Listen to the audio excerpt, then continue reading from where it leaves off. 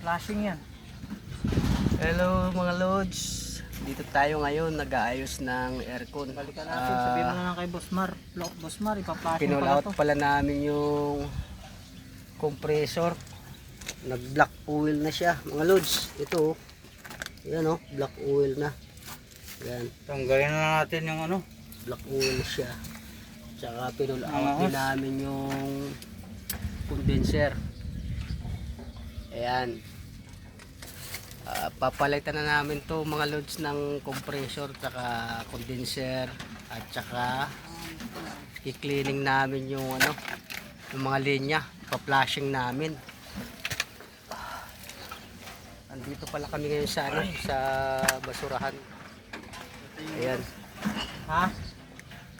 Tingnan mo yung Karton, condenser. mga loads. Tingnan mo yan. Talagang totoo pala na may